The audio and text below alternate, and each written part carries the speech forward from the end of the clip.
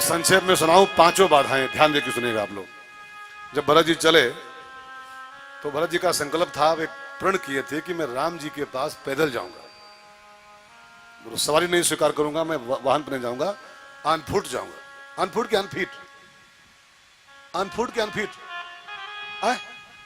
On foot unfit. संकल्प मन में था उनके, मैं राम जी के पास नंगे पांव पैदल जाऊंगा, वाहन नहीं स्वीकार करूंगा। लेकिन कौशल्या मैया आई और भरत जी का संकल्प तोड़वा दिया। वो संकल्प लिए थे कि मैं पैदल जाऊंगा, और जब भरत जी पैदल तो सब पैदल हो लिए। वो रथ पर थे, कुछ घोड़े पर थे, लेकिन भरत जी को देखा पैदल, सब उतर लिए। तो कौशल्या मैया को लगा भरत जी में क्षमता है पैदल जाने की, ये पहुंच सकते हैं, लेकिन सब नहीं पहुंच पाएंगे, आधे रास्ते मर जाएंगे सब लोग।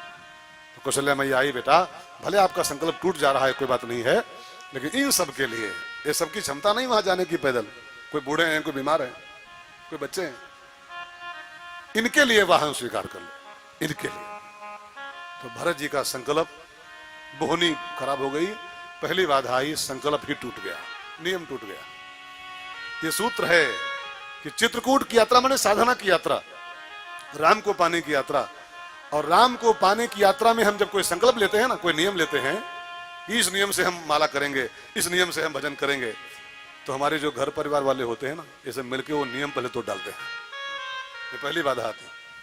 आप नियम बनाओ, कभी कभी ट्राई कीजिएगा कि हम बिना माला किए चाय नहीं पिएंगे। नियम बनाओ, तो आपकी बहुरिया चाय बना के लाएगी, अदरक डाल के चाय लाएगी। अब बाबूजी चाय पी लो, माताजी चाय पी लो, और जो कहो कि नियम बेटा मेरा है कि मैं बिना माला किए चाय नहीं पीऊंगा, तो बोलेगी कहाँ लिखा है, दिखाओ, दिखाओ कहाँ लिखा है कि बिना माला किए चाय नहीं पिए चाहिए। हाँ लिखा दिखाओ पहले। चाय में क्या है माताजी, चाय तो फलहार, चाय तो अच्छा लाओ बेटी पी ले। अब बुढ़ऊ का नियम गया। वो नियम कोई गैर नहीं तोड़ते हैं, कौशल्या कोई गैर है क्या, अपनी माँ है सकी है। ये साधना में जब कोई नियम लो, ये परिवार वाले जुट जाते हैं, उस नियम के पीछे पड़ जाते हैं। अरे कहाँ लिखा है, कहाँ लिखा है कि बिना चाय पिए, तो नियम भंग। ये पहली बाधा।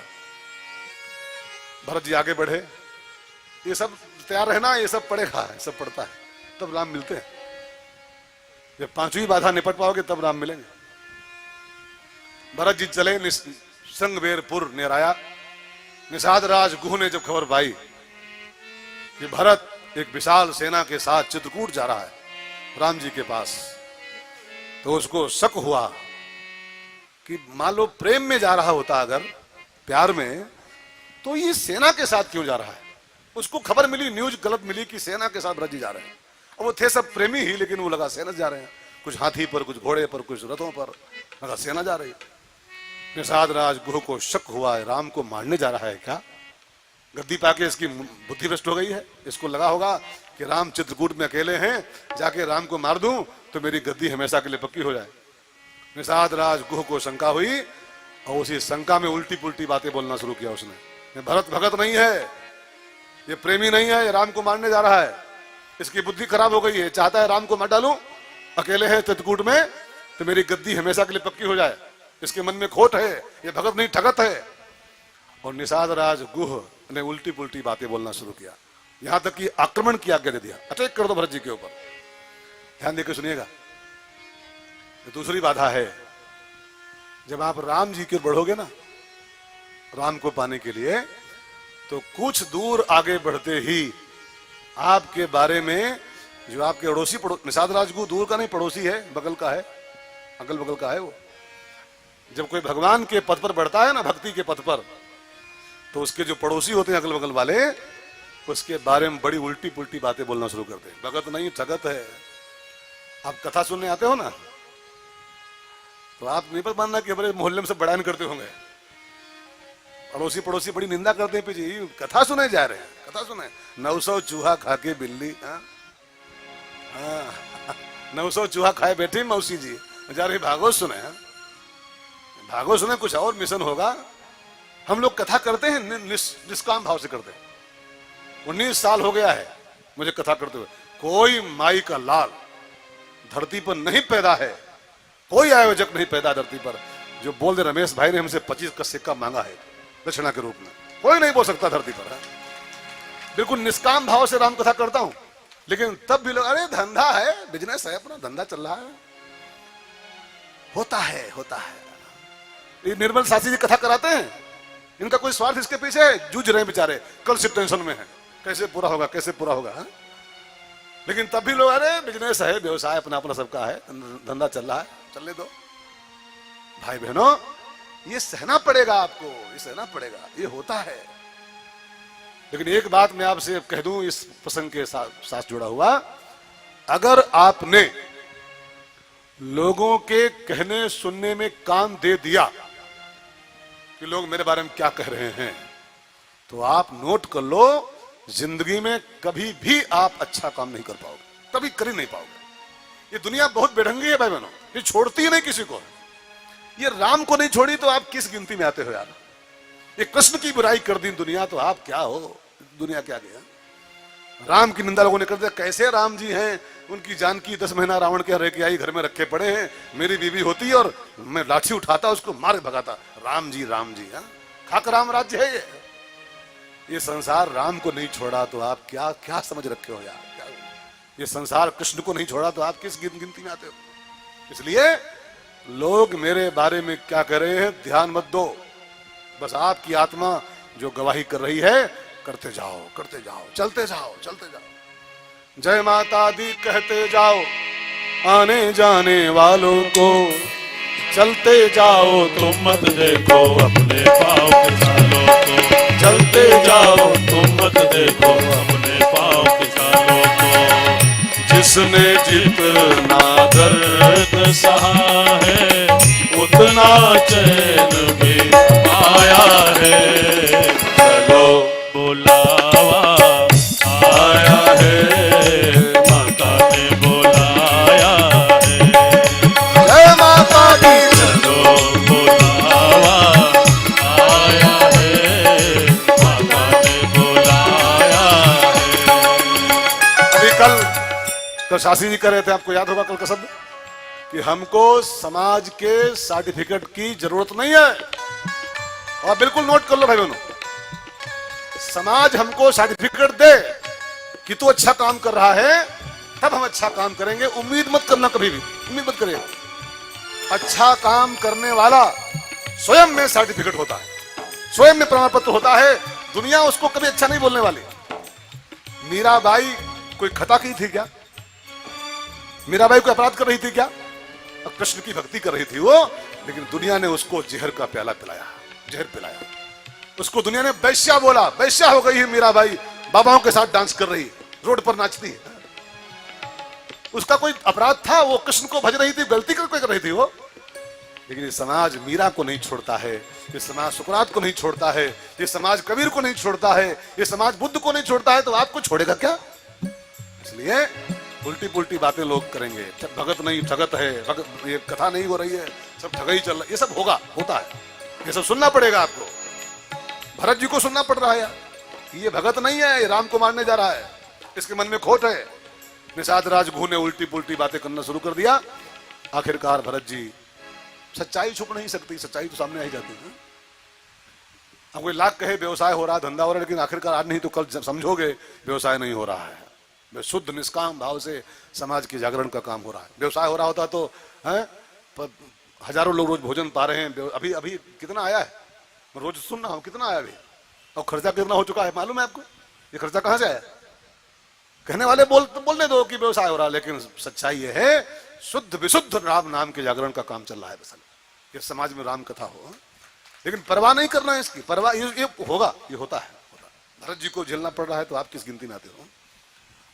राम को पाने की डगर बड़ी कठिन है, बड़ी कठिन। चित्रकूट इतना नजदीक नहीं है, बहुत दूर है। 5 बाधाएं बीच में आती। पहली बाधा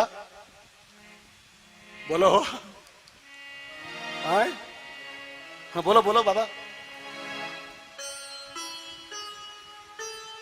नियम भंग, नियम भंग। दूसरी बाधा, अड़ोसी पड़ोसी अगल बगल वाले उल्टी पुल्टी बातें बोलेंगे, भगत नहीं ठगत है, 900 चूहा खा के बिल्ली है जो कुछ, ये सब सुनना पड़ेगा। बस आप लगे रहो, हिम्मत ना हारो, सच्चाई सामने आएगी। भरत जी की परीक्षा हुई, निषाद राजगुह ने भरत जी की जांच किया, आखिरकार परिणाम सामने आया। भरत जी राम के प्रेम की मूर्ति हैं, राम के प्रेम में जा रहे हैं ये। वो बाधा संपन्न हुई। भरत जी आगे बढ़े, आगे बढ़े तो भरद्वाज जी के आश्रम पर पहुंचे, इलाहाबाद प्रयागराज। संगम में स्नान किया भरत जी ने। अब सभी ने कहा कि संगम में नहाए हो तो भरद्वाज जी क्या हो लो आश्रम पर। आप भी सुनना भाई बहनों, शास्त्रों में लिखा है कि जब भी प्रयागराज जाओ, ध्यान देना, जब भी प्रयाग जाओ और संगम में नहाओ तो भरद्वाज जी के आश्रम पर भले 2 मिनट के लिए जाओ, लेकिन जाओ जरूर। बिना भरद्वाज आश्रम का दर्शन किए प्रयाग की यात्रा असफल हो जाती, अधूरी रह जाती। अभी तक गलती अगर कर रहे हो तो अब न करिएगा, अब न करिएगा। प्रयाग की यात्रा तभी पूरी होती है जब भरद्वाज जी के आश्रम पर पांव रखा जाए। तो सब लोगों ने संगम में नहाया भरत जी के साथ। अब हुआ कि भरद्वाज जी कहें चलो, तो भरत जी ने कहा भैया आप लोग हो आओ, दर्शन के आओ, हम नहीं जाएंगे। कहा क्यों? कहा मेरे राम जी भरद्वाज जी के यहाँ एक रात रह गए, रात भर बातचीत हुई होगी। और जब भरद्वाज जी सुने होंगे कि भरत की माँ कैकेयी ने भरत जी के लिए, अपने बेटे के लिए राम को जंगल भेजा है खाक छानने के लिए, तो भरद्वाज जी मेरे प्रति क्या क्या उनके बंदर को भाव होगा। और जो मुझको पाएंगे तो यही कहेंगे यही वो पापी है, इसी की मम्मी ने राम को जंगल भेजा है, इसी के लिए गद्दी मांगी है। मैं क्या मुंह दिखाऊंगा भरद्वाज जी को। तो भरत जी ने कहा आप लोग हो आओ, हम नहीं जाएंगे। तो किसी ने कहा नहीं, भरद्वाज जी के बिना जाए यात्रा पूरी नहीं होती है, प्रयागराज की चलना पड़ेगा। मजबूरी भरत जी आए और भरद्वाज जी बैठे थे, सबसे पीछे बैठ गए चुपचाप, मुंह नीचे झुकाए, इनको देख न पाए कोई। तब तक भरद्वाज जी का एक चेला जो व्यवस्था संभाले था, कार्यकर्ता रहा होगा उनका, वो व्यवस्था देखने पीछे गया था, पब्लिक कितने आई है। हाँ, जाके देखा भरत जी बैठे हैं, पीछे सिर झुकाए बैठे हैं। वो चेला भागा भरद्वाज जी गुरुदेव, भरत जी आए हैं। भरत जी पीछे बैठे हैं, सिर झुकाए, शर्मिंदा से। भरत आए हैं और पीछे बैठे हैं। भरद्वाज जी ज्यों सुने ये शब्द, व्यास गद्दी से वो बाबा कूद पड़ा, महात्मा वो, और कूद के भरद्वाज जी भागे पीछे की ओर और जाके भरत जी को उठाया धरती से और गले से लगाया। भरत तू शर्मिंदा क्यों हो रहा है? कहा गुरुजी मैं महापापी हूं, मेरी वजह से मेरे राम को जंगल मिला है, वनवास मिला है, मैं कौन मुंह दिखाऊं आपको। कहा नहीं भरत जी, तुम ये भ्रम मत पालो। और भरद्वाज जी ने भरत जी को यहां पर एक सर्टिफिकेट दिया है, प्रमाण पत्र। क्या दिया? भरद्वाज जी बोले तुम तो भरत मोर मत ये हो, तुम तो भरत मोर मत ये हो, धरे देह जनो राम सने हो, धरे देह जनो राम सने हो, धरे देह जनो राम सने हो, अगम स्नेह भरत रघुवर को, अगम स्नेह भरत रघुबर को, जहाँ न जाए मन विधि हरिहर को, जहाँ न जाए मन विधि हरिहर को। भरत जी तुम इंसान नहीं हो, फिर कौन है?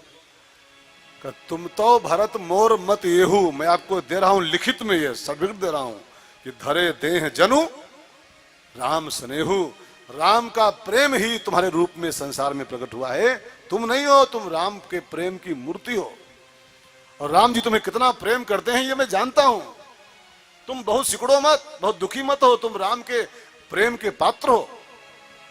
जानते हो भरत जी, राम जी कल रात्रि मेरे यहाँ आश्रम पर रहे थे, रात्रि में कल, और मैंने आपके पहले, कल मैंने आपके पहले, अब तो आज आए हो, आपके पहले राम जी आ चुके हैं।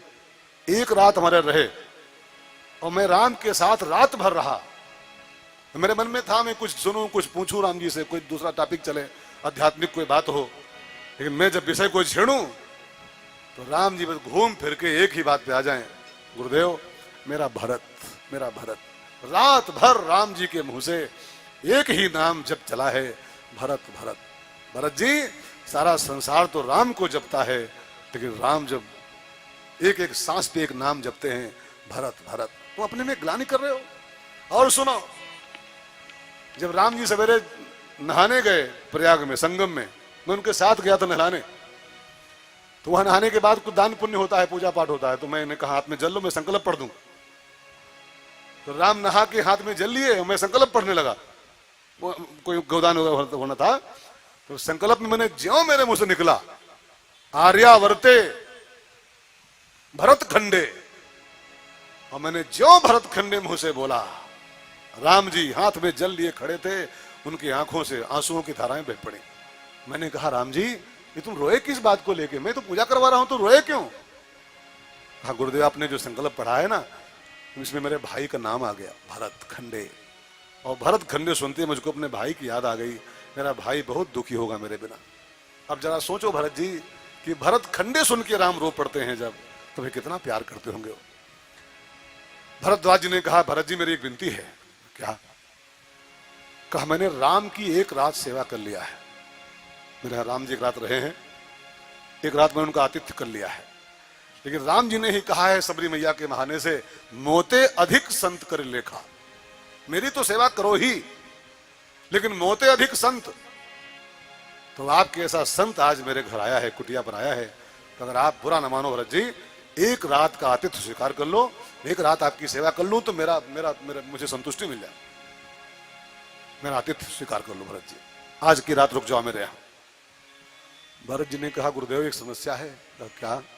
कहा राम की सेवा आपने कर लिया, राम के साथ 5 लोग थे खाली, बस 5 प्राणी थे वो, भाई 3 वो और निषाद राज गुह और एक आधे और होंगे, तो 5 के लिए भोजन पानी गद्दा बिछोना आप पा गए होंगे, लेकिन हमारे साथ 5 लोग नहीं है, हमारे साथ 5 लाख लोग पीछे हैं, 5 लाख लोग, और छोटी सी मड़िया बनाए बैठे हो आप इलाहाबाद में, इतना खाना, इतनी प्लेटें, इतना बिछोना कहाँ पाओगे आप?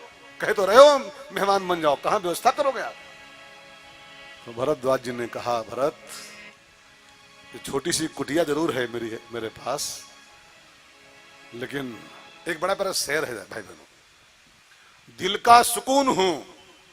भरद्वाज जी यही कुछ बोले होंगे ऐसा है, दिल का सुकून हूं और लबों की आह हूं, और कहने को फकीर हूं मगर बादशाह हूं, कहने को फकीर हूं मगर कुटिया में रहता हूं, लेकिन मैं कोई बादशाह से कम नहीं हूं। अब हाँ करो, व्यवस्था हो जाएगी। भरत जी ने कहा जब आपको नहीं टेंशन तो हमें कौन टेंशन, आपकी व्यवस्था हो जाएगी, तो हमको तो रात हो ही गई है, विश्राम करना कहीं ना कहीं है।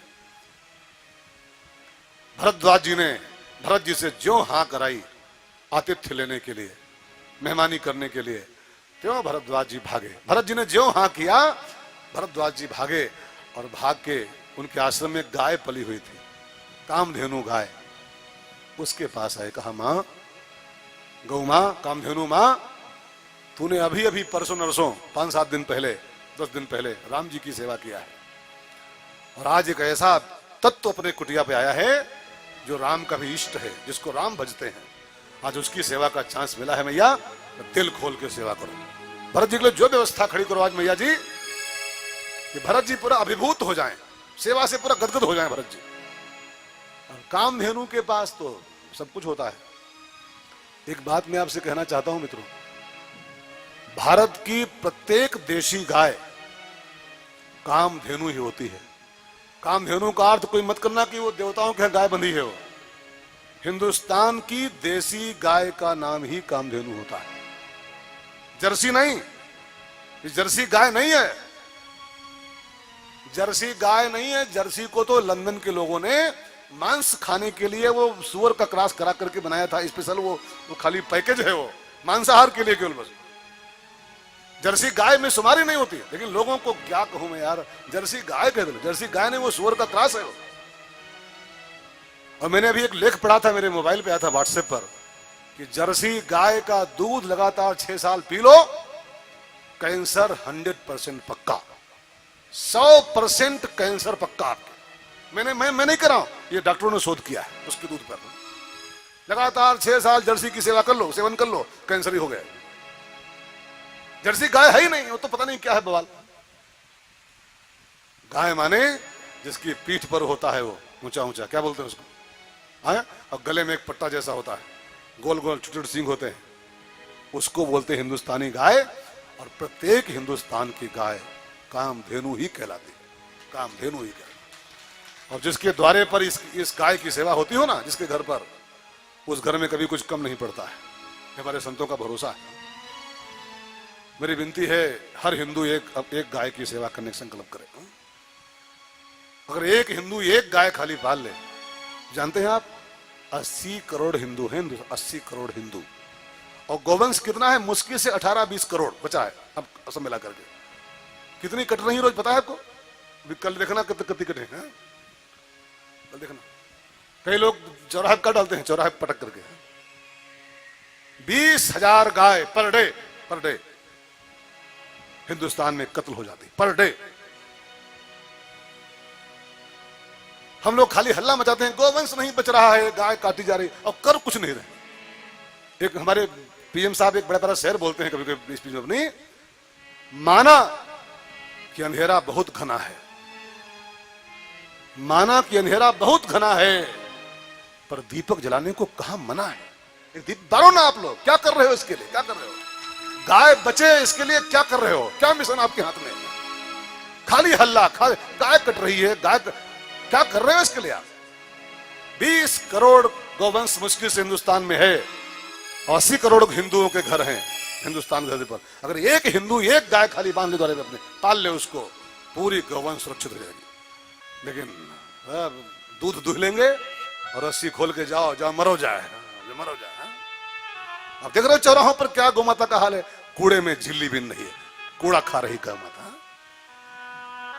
दूध निकाला और छोड़ा, मरो जा, जाओ। योगी जी की गौएं हैं। भाई बहनों, कामधेनु है हिंदुस्तान की गाय, जिसके घर पर एक गाय की सेवा हो जाए, उस घर में 8 सिद्धियां 9 निधियां अपने आप निवास करती हैं। भरद्वाज जी का एक गाय खाली पली थी, बस गौशाला नहीं था पूरा, एक गाय मात्र थी खाली। उसी के पास आए, मैया आज भरत जी की सेवा करना है, ऐसी बढ़िया व्यवस्था करो माता जी की भरत जी पूरा पूरा मस्त हो जाए सेवा से। अब इतना कहते ही उस कामधेनु गाय ने एक लंबी सांस अंदर खींची, और जो सांस बाहर छोड़ी गौ ने, उसकी सांस के साथ ही नथुनों के रास्ते 8 सिद्धियां 9 निधियां प्रकट हो गई। बोलो गुरु जी की आज्ञा है, बस आज्ञा यही है, जाओ और भरत जी की सेवा में लग जाओ सब लोग। 8 सिद्धियां गई, 9 निधियां गई, और भरत जी और भरत जी के सभी साथियों के लिए जो व्यवस्था खड़ी किया, मिनटों में लिखा है भू स्वर्ग निर्माय। प्रयागराज में जैसे स्वर्ग उतार लिया सिद्धियों ने मिलकर, सबके लिए अलग अलग बेडरूम, बढ़िया डबल बेड, स्लीप वेल का मोटा गद्दा, AC room, coffee machine, pizza machine, सब लगी फिट। अब मैं मजाक कर रहा हूं, लेकिन ये सब लिखा नहीं है, कुछ बातें कॉमन सेंस की होती हैं यार। सब बात लिखी नहीं होती, कुछ कॉमन सेंस होता है इंसान के पास। स्वर्ग में जो जो सुख होते हैं सब भरत जी के लिए व्यवस्था कर दी गई धरती पर। अप्सराएं 4 बुलाई गई स्वर्ग से, स्पेशल 4 अप्सराएं।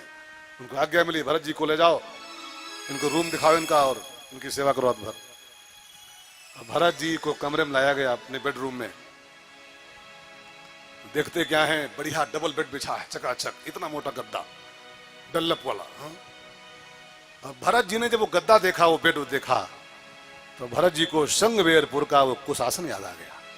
ये शीशम के नीचे गंगा की बालू में कुश का आसन बिछा था, मेरे राम जानकी मैया के साथ उसी कुश पर सोए थे, और मैं बेड पर सोऊं, स्लीप वेल पर सोऊं, लानत है इस भरत को।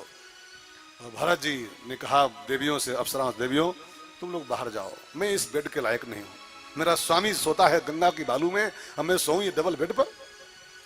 भरत जी निकाले कुशासन, फर्श पर बिछाए कमरे की, और निकाला अपने माला झोली से, आंखों में आंसू बह रहे हैं। रात भर राम राम करते बीती। सुविधाओं के बीच में रहे भरत जी, लेकिन फंसे नहीं। ध्यान देकर सुनिएगा, ये तीसरी बाधा है भाई बहनों। जब कोई भगवान को पाने चलता है ना, राम को पाने के लिए, तो उसके रास्ते में तीसरी बाधा आती है। उसके रास्ते में सुविधाओं के अंबार, फैसिलिटीज के अंबार हो जाते हैं, भोग के अंबार। लेकिन जो भोगों में फंस गया वो फिर राम से चूक जाएगा। एक बड़े प्यारे कथाकार हैं, मैं उनका बहुत प्यार करता हूं, उनके साथ कथा मुझे बड़ी अच्छी लगती है। रमेश भाई ओझा, नाम सुने आप लोग? नाम सुने? भागवताचार्य हैं। अंतर्राष्ट्रीय स्तर कथाकार, मैं उनको सुन रहा था कथा में, वो बोल रहे थे कि भगवत प्राप्ति में, माने राम की प्राप्ति में दो चीजें बहुत भयंकर बाधा, एक सुविधा और दो दुविधा। जो दुविधा में फंस गया वो भी राम से चूक जाएगा, और जो सुविधा में फंस गया वो भी राम से चूक जाएगा। सुविधाएं तो एक से एक लोग लाएंगे। आप भक्ति करना शुरू करो ना, भगवान को भजन करना शुरू करो, तो 2-4 साल 10 साल नहीं बीतेंगे, आपको आने शुरू जाएंगे लोग। ये चाबी मेरी ओर से पकड़ो, ये चाबी लो, यहां से ये कार तुम्हारी हो गई है। दूसरा आएगा, ये प्लाट मैं आपको लिख रहा हूं, ये प्लाट लो मेरी ओर से। तीसरा आएगा, सेठ ये एसी मैं लगवाऊंगा गुरुजी, एसी मेरी ओर से रही। चौथा आएगा, ये काजुक डिब्बा में भेज रहा हूं, काजुक बोरा। चौथा आएगा, गुरुजी ये सोने की चैन मेरी ओर से पहनो। 2-4-10 साल भी आगे नहीं बढ़ पाओगे आप, सुविधाओं के अंबार लगने शुरू हो जाएंगे, अंबार। हम सबको अभी बहुत दिन नहीं हुए, 18 साल खाली हुए, 18 साल। 18 सालों में ही कई लोग पूछ, महाराज जी बोलो काले आओ, बस बोल दो खाली काले आओ, डेट दो काले आओ बोलो। और जो बोलता है काले आओ, उसको तो मैं डेट देता ही नहीं, चाहे वो अंबानी का फूफा होए और चाहे टाटा का काका होए। जिसने फोन पे पूछ लिया काल ले आओ, उसको मैंने डेट आज तक दी ही नहीं। अब आज एक दिन था मैं आपको बताऊं सच्ची बात, एक दिन था कि अपना ही माइक, अपना ही टेंट, अपनी ही गैस भराते थे, गैस वो अपनी शुरुआती स्ट्रगल जब मेरा था, और खूब घेरते थे, भैया कथा सुन डालो, भाई कथा सुन लो भैया, कथा सुन लो भैया। लोग मना करना, भाई भी नहीं, बाद में ना, चलो बाद में ना। आज लोग फोन करते, महाराज जी फीस बोलो क्या लेते हो, हाँ? और ये अंगूठी दूंगा, वो चेन दूंगा, वो दूंगा, वो दूंगा, आ जाओ खाली बस। मैं तुरंत नोट करता हूं, ये सब भरद्वाज जी का आश्रम है, भरद्वाज का आश्रम है। जो सुविधाओं के अंबार जो मिल रहे हैं, ये सब राम को पाने में बहुत बड़ी बाधा है।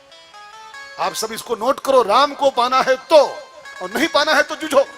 हमको क्या करना है? जिसको राम से मिलन करना है उसको इन सुविधाओं में नहीं फंसना चाहिए। जो फंसा हो राम से गया, साफ सा सिद्धांत है, रामायण में लिखा हुआ है।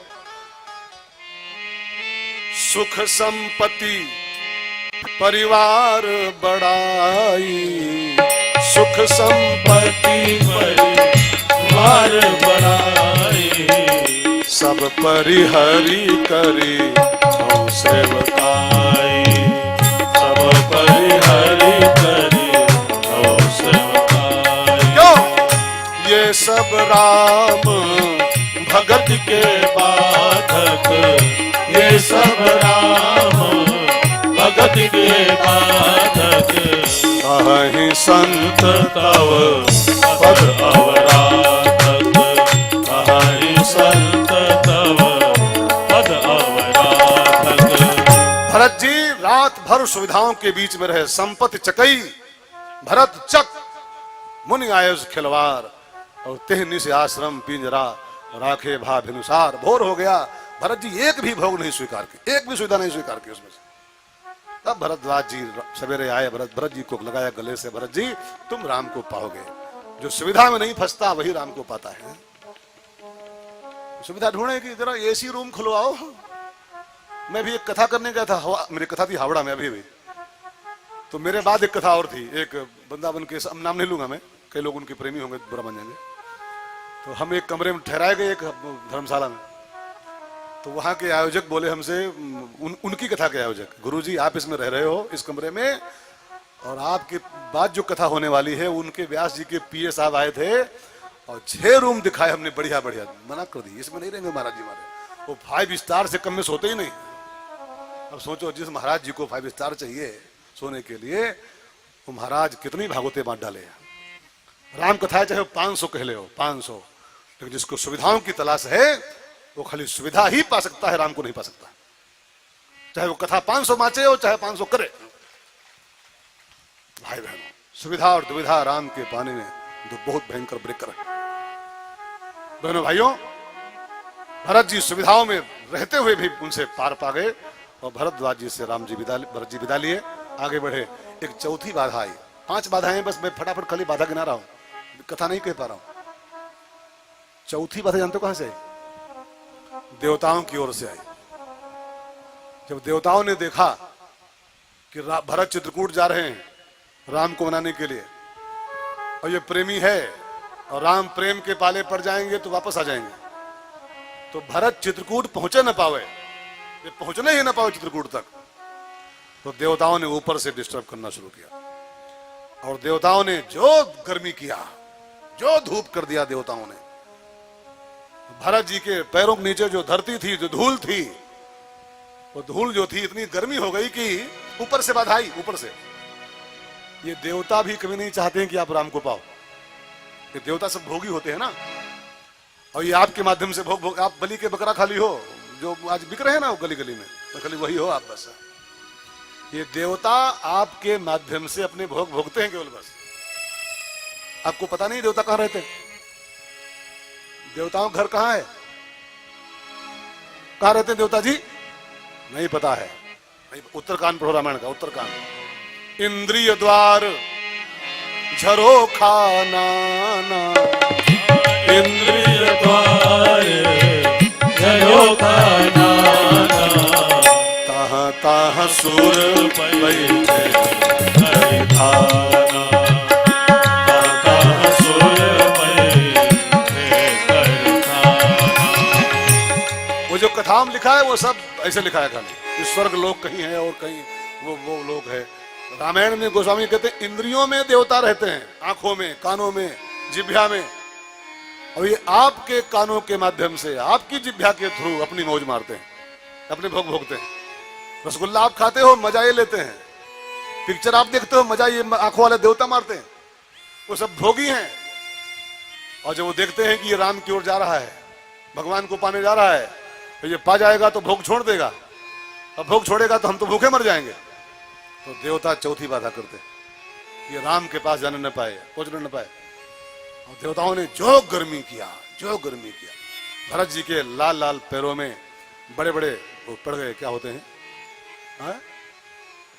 झलका झलक ही पायन कैसे, झलका झलक पायन कैसे, पंकज कोस कोस कल जैसे, पंकज कोस कोस कल जैसे, पंकज कोस कोस कल जैसे। भरत जी के पिंक पिंक चरणों में, गुलाबी चरणों में झलका पड़, झलका माने छाला पड़ गए। वैसे लग रहे हैं, मालूम पड़ता है कि कमल की पंखुड़ी पर ओस का बूंद पड़ा हुआ हो, ऐसे झलका झलक रहे हैं पैरों में सब। लेकिन भरत जी झलकों की, झलका माने ये हमारे यहाँ का शब्द है अवधि का, ये झलका माने, हाँ, बोलो है आए, छाला छाला, हाँ। झलका झलक ही पायन कैसे, पंकज कोश ओस कन जैसे। ये भरत जी झलकों की परवाह किए बिना, छालों की परवाह किए बिना बढ़ते जा रहे हैं, बढ़ते जा रहे हैं। ध्यान देकर सुनना मित्रों, एक बहुत कीमती शहर है। शहर समझते हैं आप लोग? शहर माने शायरी, शायरी, एक बहुत कीमती शायरी, ध्यान देकर सुनेगा।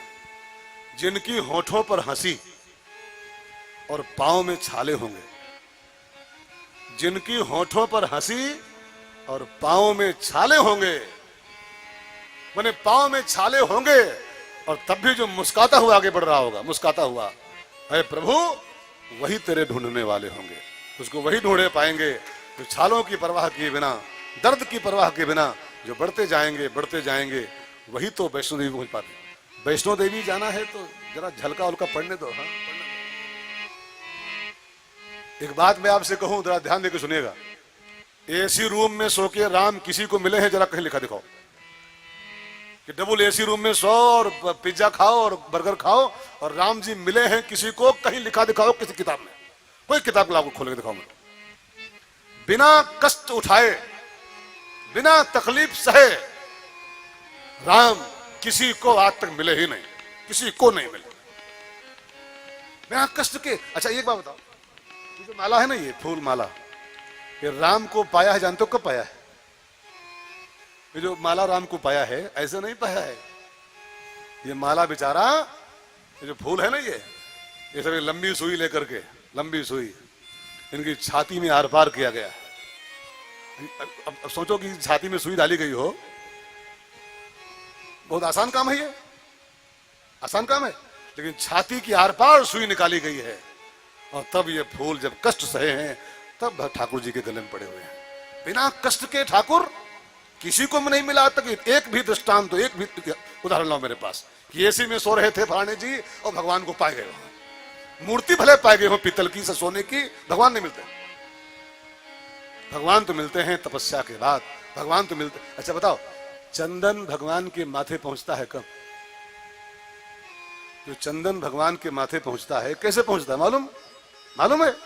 एक पत्थर पर उसको देर रगड़, हाँ? और जब पत्थर पे रगड़ता है वो चंदन, तब ठाकुर के माथे पहुंचता है।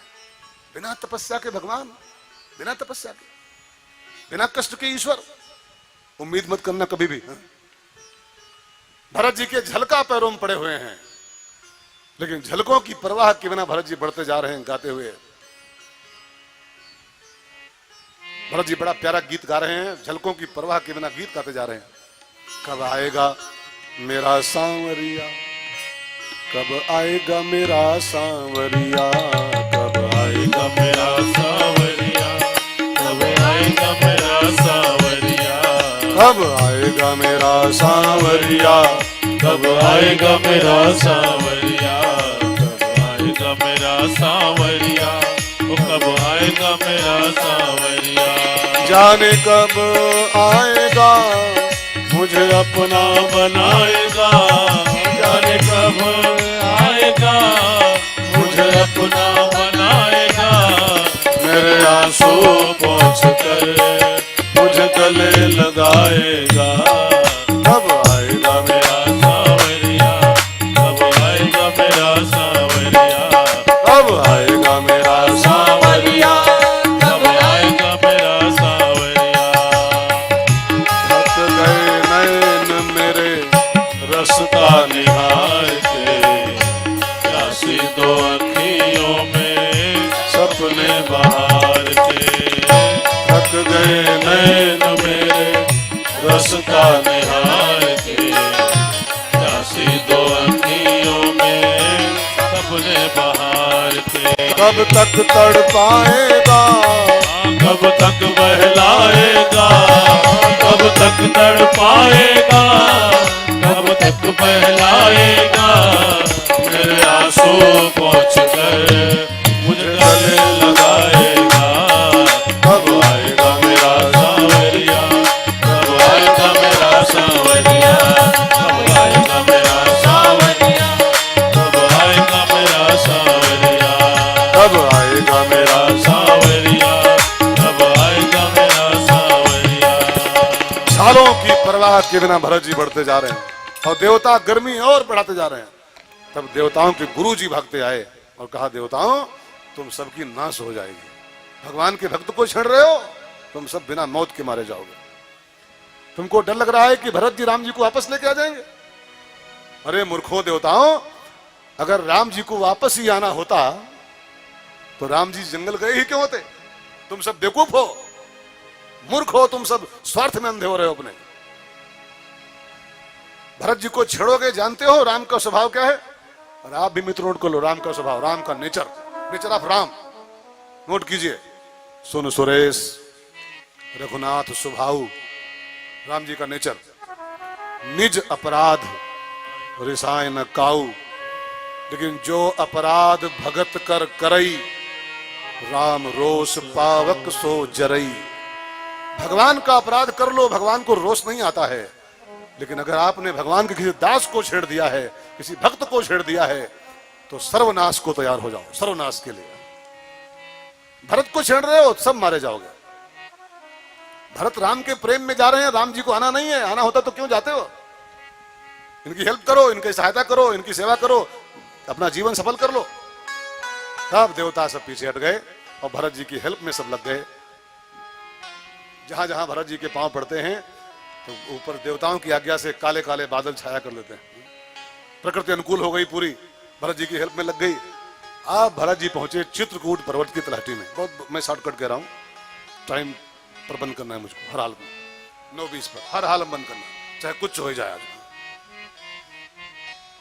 तो कथा कहां थी भाई साहब? चित्रकूट पर्वत दिखाई पड़ा, शाम हो गई थी, चढ़ाई करना बाकी था। और चढ़ाई में तो तभी आजकल सीढ़ी बन गई, जहां देखो वहां सरकार हर जगह तो सीढ़ी बना दी आजकल। वैष्णो देवी जाओ सीढ़ी, अब ये कहीं कहीं तो वो झूलों बन गए हैं तार वाले हुए, इस पर टिकट लो बैठो चंडी देवी पट दे। तब ये सब कहाँ था? तब ये सब थोड़ा था। और तब ये बग्घी होगी भी नहीं थी, ये बग्घी न हो, मैं पिट्ठू थे को। अब तो बड़े आदमी एक को जाते नहीं पैदल, हाँ पिट्ठू के लेते हैं, ला दो ले चलो, रुपया ले 1100 ले 1500 ले। मैंने भी आपसे कहा है, बिना दर्द सहे परमात्मा, बिना कष्ट उठाए परमात्मा नहीं मिलने वाला, नहीं मिलने वाला, नहीं मिलने वाला। ये हमारा चैलेंज इस बात का है। बिल्कुल दर्द न उठाओ और भगवान मिल जाए, संभव ही नहीं।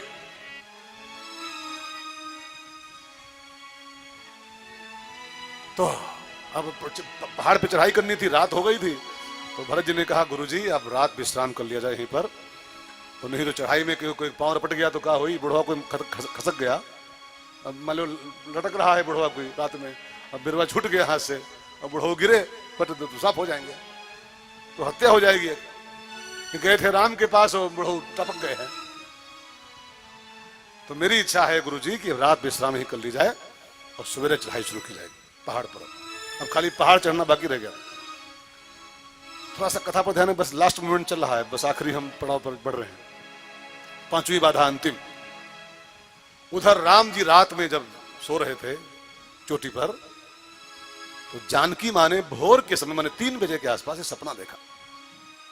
और सपना इतना खराब देखा कि माता जी उचक के बैठे, राम जी को उठाए, प्रभु उठो, मैंने सपना देखा है, भरत भैया आए हैं, उनके साथ पूरी प्रजा है, तीनों माताएं भी आई हैं, लेकिन माताओं का जो वेश है वो बड़ा डरावना है।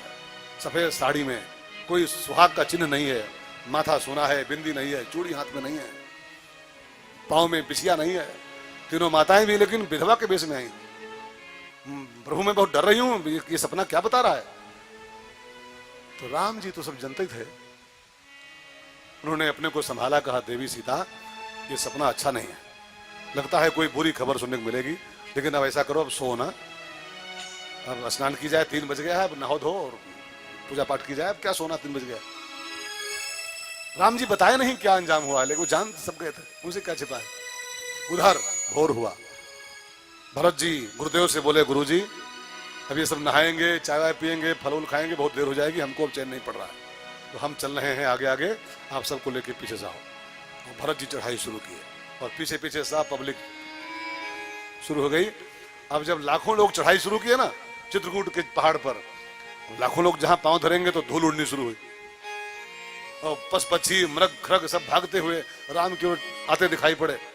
राम जी नहा धो के बैठे थे सत्संग के लिए, देखा तो नभ धूल उड़ रही है उत्तर से, और सब पशु पक्षी भागते चले आ रहे इधर।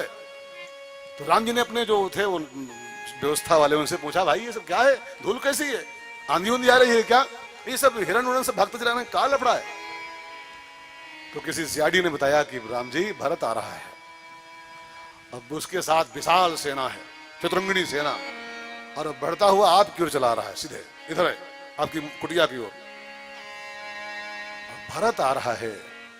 ये समाचार राम जी ज्यों पाए तो राम जी को चिंता हो गई, और चिंता और कुछ नहीं कि वो क्या करने आ रहा है, चिंता इस बात की हुई कि प्रबल प्रेम के पाले पड़कर प्रभु को नियम बदलते देखा। वो प्रेमी आ रहा है, प्रेम मूर्ति है भरत।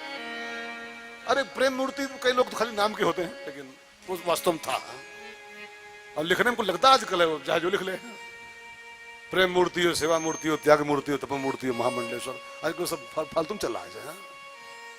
ये कहते हैं वह लिख रहा है, प्रेम मूर्ति हो, सेवा मूर्ति हो, त्याग मूर्ति, तप मूर्ति, ज्ञान मूर्ति हो, ध्यान मूर्ति है।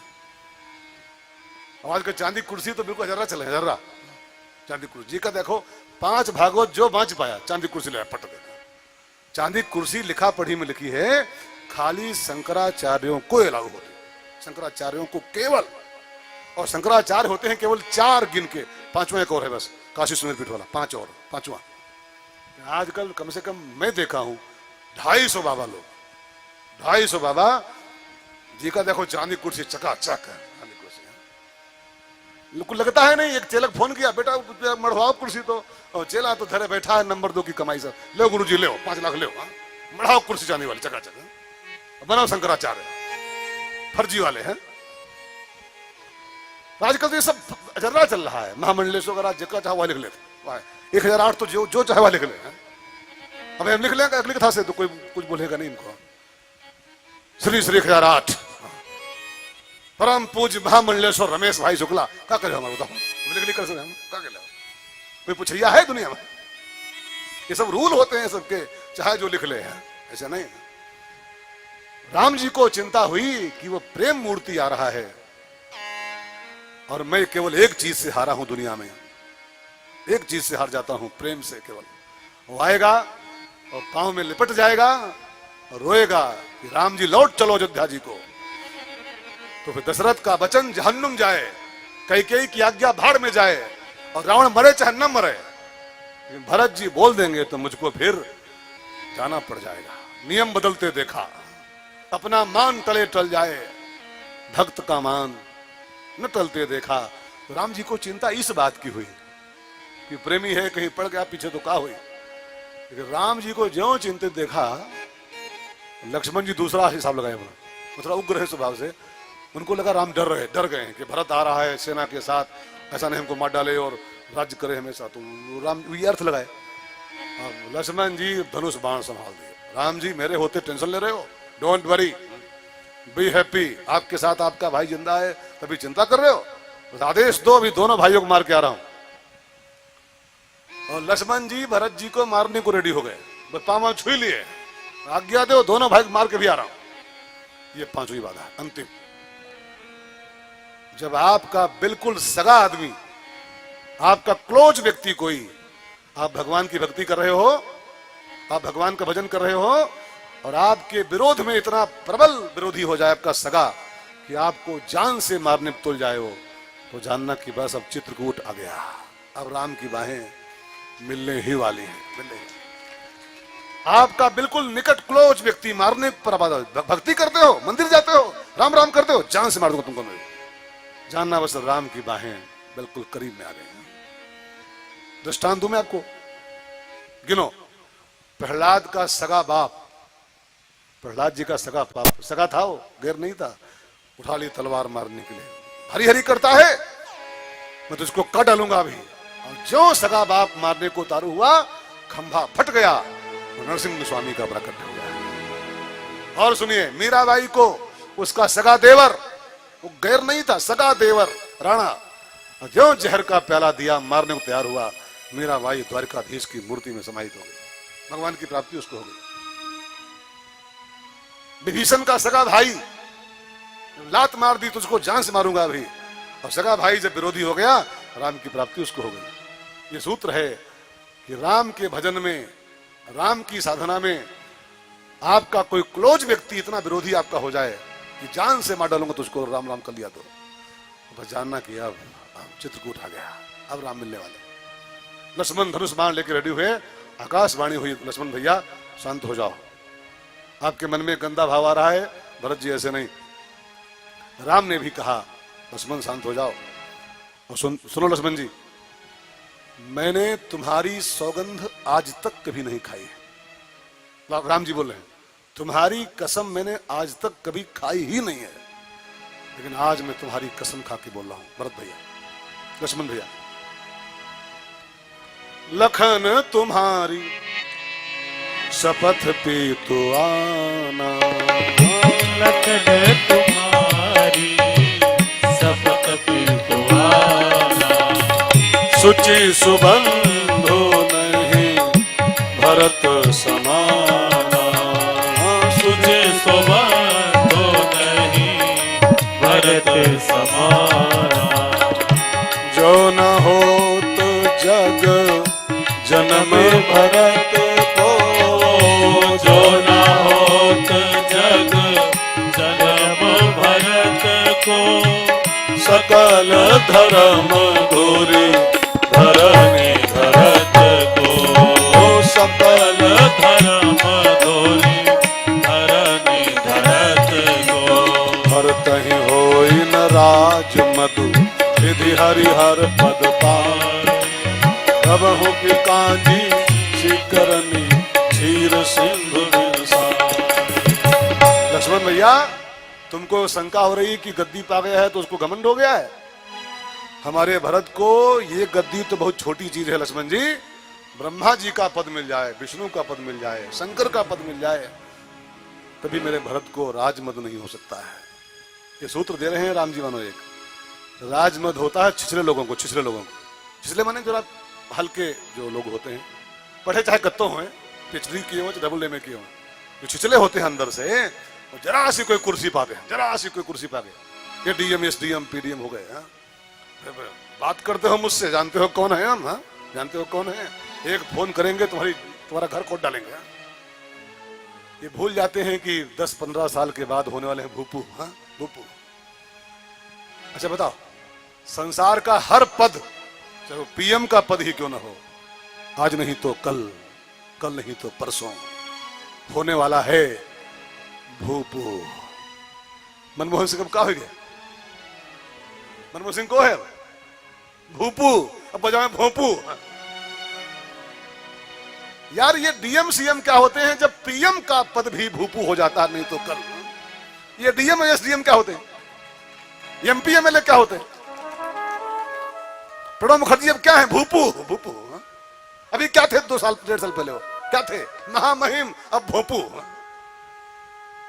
भाई बहनों, लेकिन जो छिछले होते हैं अंदर से हल्के लोग, जरा सी कोई ऊंचाई पाए कि बस जानते हो हम कौन हैं, और ये भूल जाते हैं कि 5-6 साल बाद भूपू होने वाले हैं। भूपू होने वाले हैं। भाई बहनों, भरत ही हो। राम जी का देखिए, राम जी का एफिडेविट है, जो भरत के ऐसा साधु हृदय का इंसान होता है, संत स्वभाव का इंसान, वो कितना भी बड़ा पद पा जाए उसको मद नहीं होता है। मद तो होता है मूर्खों को, घमंड होता है बेवकूफों को। भगवान गीता में कहते हैं 2 प्रकार के लोगों को ईगो होता है। अब अगर आपको किसी भी चीज का ईगो दुनिया का है, दुनिया में, तो आप बस 2 टाइप में से एक प्रकार के आदमी हो। आप और हम दोनों में से लागू होता है। हम भी डॉक्टर साहब नहीं, हम कोई हैं कि हम बड़े 30 मार का हैं। अहंकार का जन्म ही 2 चीजों से होता है। गीता में भगवान कहते हैं अहंकारी विमूढ़ात्मा कर्ता अहमित मन्यते। जो अपने को मान ले कि मैं बहुत बड़ा 30 मार खा हूं, अहंकारी विमूढ़ आत्मा, वो मूर्ख है। वो डबल ए में किए हो, चाहे ट्रिपल ए में किए हो, चाहे डिलीट किए हो, चाहे पिछड़ी किए हो, चाहे वो एमबीबीएस किए हो। लेकिन गीता कहते अहंकारी विमूढ़ आत्मा, जो अहंकारी है वो बेवकूफ है अंदर से, क्योंकि अहंकार का जन्म ही बेवकूफी से होता है। बेवकूफी तो है यार, क्या क्या इस संसार में स्थायी क्या है? मुट्ठी बांध के आए थे, हाथ पसार के जाओगे, आज नहीं तो कल, नहीं तो कल, कल नहीं तो परसों। जिंदगी एक किराए का घर है, एक न एक दिन निकलना पड़ेगा। जिंदगी एक किराए का घर है, एक न एक दिन निकलना पड़ेगा। मौत जब तुमको आवाज देगी, मौत जब तुमको आवाज देगी, घर से बाहर निकलना पड़ेगा। मौत जब तुमको आवाज देगी, घर से बाहर निकलना पड़ेगा। ढेर मिट्टी का हर आदमी है, बाद मरने के होता यही है। ढेर मिट्टी का हर आदमी है, बाद मरने के होता यही है। या जमीनों समाधि बनेगी, या जमीनों समाधि बनेगी, या चिताओं पे जलना पड़ेगा, या चिताओं पे जलना पड़ेगा। या जमीनों समाधि बनेगी, या चिताओं पे जलना पड़ेगा। जिंदगी एक किराए का घर है, एक न एक दिन बदलना पड़ेगा। जब यार आज नहीं तो कल सुपुर्दे खाक ही हो जाना है, तो क्या नाज करना। क्या इतराना है इसके ऊपर जो मिट्टी मिलने वाली चीज खाली है। लेकिन फिर भी जो घमंड करता हो जानना ये विमूढ़ आत्मा है, मूर्ख है अंदर से, उसकी गलती नहीं, बेवकूफ है। भरत ही होई न राज मधु विधि हरिहर पद पाए, कबहू की कांजी सी करनी क्षीर सिंधु बिन साय। लक्ष्मण जी शांत हुए और फिर गोस्वामी जी कहते हैं, बस आखिरी चैप्टर, आखिरी पन्ना बचा है, एक दो बाकी बची है, ध्यान देकर सुन लो। इधर चढ़ाई शुरू हुई भरत जी की। भरत जी चित्रकूट के पत्थरों पर दंडवती करते हुए, साष्टांग करते हुए आगे बढ़ रहे हैं।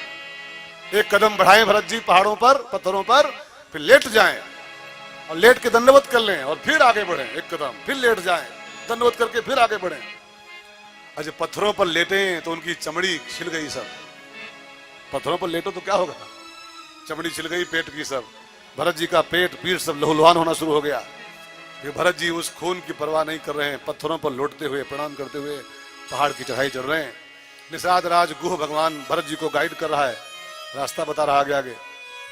निषाद राज गुह ने दिखाया, भरत जी वो सामने कुटिया बनी है, वो देख रहे हैं, वो कुटिया बनी है, वो राम जी की कुटिया है। वो सामने चबूतरा बना है, वो देखो राम जी बैठे हैं, राम जी की सांवली सांवली पीठ दिखाई पड़ रही, सामने संत लोग बैठे हैं, सत्संग हो रहा है। हाँ, भरत जी ने अब पीठ पीछे रास्ता होगा, पीछे से आ रहे होंगे, पीठ दिखाई पड़ी भरत जी को। अब निषाद राज गुह ने जो पीठ दिखाई, वो राम जी बैठे, वो देखो पीठ चमक रही है, पीताम्बर पड़ा है, तरकस बंधा है पीठ पर, और सामने संत लोग बैठे, सत्संग चल रहा है। अब राम जी को देखते ही भरत जी इतने बेहुबल हुए, इतने शिथिल हो गए उनके गात्र कि भरत जी अपने को संभाल नहीं पाए। राम जी को, अभी राम दूर है यहां से, जैसे यहां से किसाला इतना डिस्टेंस था अभी बीच में, और राम को देखते ही भरत जी अपने को संभाल नहीं पाए। और गोस्वामी जी कहते हैं, जैसे लाठी को छोड़ दिया जाए खड़ी करके, लाठी गिरने लगती है, ऐसे भरत जी पाहे पाहे बोलते हुए धरती पर गिरना शुरू हो गए। पाहि नाथ कही पाहि गोसाई, पाहि नाथ कही पाहि गोसाई, भूतल पर वो लकुट की नाई, भूतल पर लकुट की नाई। पाहि नाथ कही पाहि गोसाई, पाहि नाथ कही पाहि गोसाई, भूतल पर लकुट की नाई। भरत जी धरती पर गिरने लगे। और ध्यान देना मित्रों, भगवान की प्राप्ति में गिरने का बड़ा महत्व होता है। भगवान की प्राप्ति में गिरने का बहुत महत्व है, इंपॉर्टेंस उसका है। जो गिरना नहीं जानता है वो राम की बाहों में पहुंच नहीं सकता है। सबरी परी भूतल परेव, परे दंड यू दोनों प्राणी, कितने दृष्टांत रामायण में है कि राम को पाने के लिए पढ़ना पड़ता है, पहले पढ़ना, गिरना पड़ता है। गिरना माने देखो, खड़ा वही रह सकता है जिसके पास कोई बल हो। खड़ा कौन रहता है? जो ताकती है, जो बलवान है, खड़ा रहता है। और गिरता कौन? जो निर्बल हो। निर्बल ही गिरते हैं। और निर्बल के बलराम, निर्बल के बलराम। अगर आप अपने अंदर किसी प्रकार का बल महसूस कर रहे हो कि जानते हो मेरी क्षमता कितनी है, बस फिर राम की बाहें नहीं। बिल्कुल निर्बल बन के गिर पड़ो लाठी की तरह जब भगवान के चरणों में, तब राम की बाहें आती उठाने के लिए। भूतल परेव लकुट की नाई। और पाहि पाहि की आवाज राम जी के कानों में जो पड़ी, मेरा भरत पाहि पाहि कर रहा है, तो गोस्वामी जी कहते हैं, उठे उठे राम सुनि प्रेम यदीरा, उठे राम सुनि प्रेम यदीरा, कहो पद कहो निषंग धनु तीरा, कहो पद कहो निषंग धनु तीरा। भरत जी की आवाज सुनते ही राम जी उठे अपनी गद्दी से। इतनी जोर दौड़े राम जी भरत जी की ओर कि राम जी का पट, पट माने पीतांबर, कहीं गिर गया। निशंग माने तरकस कहीं गिर गया। धनु माने धनुष कहीं गिर गया, और तीरा माने बाण जो थे राम जी के तरफ वो सब कहीं बिखर गए। अब ध्यान दो थोड़ा सा विषय पर। राम जी पट, निशंग, धनु, तीरा, 4 आइटम छोड़ के भरत जी के पास जा रहे हैं। क्यों? एक संत ने प्रश्न उठाया कि 4 ही आइटम क्यों गिराए राम जी ने? 5 कह नहीं गिराए, 3 कह नहीं गिराए, पट, निशंग, धनु, तीरा 4 आइटम गिराए क्यों? भगवान ने गीता में एक सिद्धांत दिया है। गीता में एक भगवान का वचन है, ये यथा माम प्रपद्यन्ते तांस तथैव भजाम्यहम्। इसका हिंदी अर्थ यह है कि जो मुझको जितना मानता है मैं भी उसको उतना ही मानता हूं। अब भरत जी राम जी के लिए 4 वस्तुएं छोड़ के आए प्रयागराज में। त्रिवेणी ने आवाज दी थी, त्रिवेणी में से आवाज आई थी, भरत जी मेरे पास 4 आइटम है, जो चाहो मांग लो, धर्म अर्थ काम मोक्ष, चारों मेरे पास, जो चाहो मांग लो। तो भरत जी ने संगम में नहाते नहाते 4 वस्तुओं को त्याग कर दिया था। धर्म ना, धर्म नहीं चाहिए हमको, अर्थ ना, न काम रुचि, गति न चाहो निर्वाण, मुझको धर्म नहीं चाहिए, मुझको अर्थ नहीं चाहिए, मुझको काम नहीं चाहिए, मुझको वैकुंठ भी नहीं चाहिए, मोक्ष भी नहीं चाहिए, मुझको राम चाहिए केवल। तो राम जी को लगा मेरा भरत मेरे लिए 4 आइटम छोड़ के आया है, और मेरा नियम है जो मुझको जितना मानता मैं उतना ही मानता हूँ। तो भरत 4 वस्तुएं छोड़ के आया है, तो मैं भी 4 वस्तुएं छोड़ूंगा भरत जी के लिए। और कहो पट, कहो निशंग, धनु, तीरा, और छोड़ के राम जी दौड़ के गए। और जाके गोस्वामी जी कहते हैं, बरबस लिए उठाई उर, लाए कृपा निधान, भरत राम की मिलन लखी, बिसरे सब ही अपान। भरत और राम का दिव्य मिलन हुआ है चित्रकूट की धरती पर। मैं संक्षेप में कहूं, अंत में कुछ सभाएं हुई, कुछ बैठकी होती ना, मीटिंग, वशिष्ठ मुनि बैठक बुलाएं और कुछ बस ईटिंग हो, मीटिंग हो, और बात कोई नहीं हो पाए। पहली मीटिंग, दूसरी मीटिंग, तीसरी मीटिंग, हर संडे मीटिंग बैठे, एवरी संडे। 3 संडे बीत गए, चौथा संडे आने को हो गया, महीना पूरा होने को हो गया, सब पढ़े, बस मीटिंग हो, ईटिंग हो, और बस जय सिया राम। तो वशिष्ठ मुनि ने कहा राम जी से सैटरडे को, मैंने अंतिम मीटिंग के पहले कहा, राम जी लाखों नर नारी यहाँ पड़े हुए हैं चित्रकूट में, पत्ते खा रहे हैं, फल खा रहे हैं, महान कष्ट है, अयोध्या वहां खाली पड़ी है, हम लोग खाली मीटिंग करते हैं, ईटिंग करते हैं, अब जय सिया हो जाता, मुख्य बात नहीं हो पा रही। भरत जी आपसे कुछ कहने आए हैं राघव जी, लेकिन संकोच में कुछ भरत जी कह नहीं पा रहे हैं आपसे, और आप भी मीटिंग खाली बुलाते हो और बस ईटिंग कराते हो और कुछ पूछते नहीं हो भरत जी से। ये कुछ कहने आया है और आप इससे कुछ पूछते नहीं हो। तो मेरी इच्छा है, राम जी, वशिष्ठ मुनि कर रहे हैं, वशिष्ठ जी मेरी इच्छा है कल सुबह मीटिंग बैठेगी, इसी मीटिंग को लास्ट मीटिंग बना दो। कल भरत जी से आप पूछो कि क्या कहने आए हो, संकोच मत करो, कहो मुझको जो कहने आए हो, और जो ये बोल दे वही आप इसकी बात मान लो, वो कुछ फाइनल हो जाए। अब संडे आया, चौथा संडे, मैंने महीना की अंतिम मीटिंग, महीना भर वाली। जो भरत जी सभा में आए, राम को प्रणाम किए मीटिंग के पहले। राम जी ने कहा, भरत भैया गुरुदेव कह रहे थे तुम कुछ कहने आए हो और संकोच में कह नहीं पा रहे हो, क्या कहने हो भाई साहब? और हमसे कौन संकोच, मैं तुम्हारा भाई हूं, हमसे कौन संकोच आपको? भरत जी मैं रघुवंश का राम हूं और मैं आज तुमको वचन दे रहा हूं, तुम दिल खोल के बोलो क्या कहने आए हो, और इस राम का वचन है तुम जो कहोगे राम वही पूरा कर देगा। अब तो बहनों भाइयों देवताओं की धकधकी बंद हो गई, देवता घबराए कि अब गेम बिगड़ा, बना बनाया गेम अब गया काम से, आखिरी ओवर में बाजी गई। बड़ी मुश्किल से राम जी लाए मिले हैं जंगल में रावण को मारने के लिए, और राम जी बोल दिए जो कहोगे वही करूंगा, और रघुवंश की परंपरा है प्राण जाए पर वचन न जाए, और भरत जी यही बोलेंगे लौट चलो अयोध्या जी को। अब रावण कैसे मरेगा? देवताओं की बीटिंग, हार्ट बीटिंग, दे धकाधक, अब गई कहानी, अब बिगड़ी कहानी, कैसे मरेगा रावण? अब राम तो चले जाएंगे। भरत जी से राम ने कह दिया जो कहोगे वही करूंगा, बोलो क्या कहने आए हो। तो भरत जी ने, कुछ दुख था, कुछ आवेश था दुख का उनके जीवन में, राम जी के आगे 3 बातें कह दिया। राम जी मेरी 3 इच्छाएं, क्या क्या? पहली इच्छा, तीनों भाई अयोध्या लौट जाएं और 14 साल का वनवास मैं काट के आ जाऊं।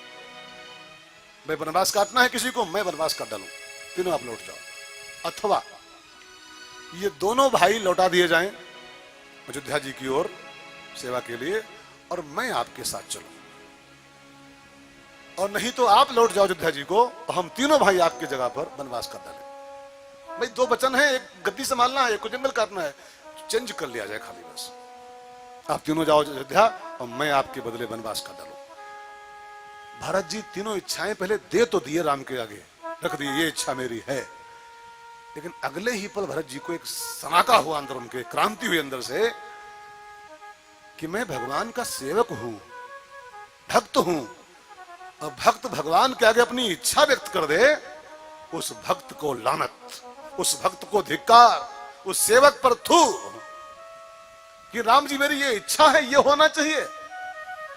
भरत जी तो बिल्कुल अपनी जबान काट डाले और कहा ठाकुर मैं अपने शब्द वापस ले रहा हूं, मैंने जो कहा है मेरी बेवकूफी थी है, मैं आपका दास हूं, और दास स्वामी को आज्ञा दे कि ये करो, ये मेरी इच्छा, ये मेरी इच्छा, यही दास की परिभाषा होती है।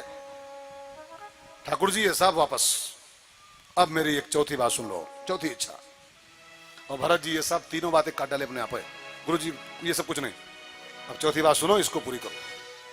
और भरत जी बोले मेरी भी आपसे विनती है बहनों, अगर भगवान के सच्चे भगत हो, खाली ऐसे ठगत हो अलग बात, ठगत भगत हो, इस चौपाई को जीवन का बेस बनाओ, इस चौपाई को। जय विधि प्रभु प्रसन्न मन होई, जय विधि प्रभु प्रसन्न मन होई, करुणा सागर कीजिए सोई, करुणा सागर कीजिए सोई। प्रभु मेरी कोई इच्छा अब नहीं, बस आप जिसमें राजी रहो वो आज्ञा हमको दो, वो मैं पूरी करूंगा। ये भक्ति की असली परिभाषा है, राजी है हम उसी में जिसमें तेरी रजा है।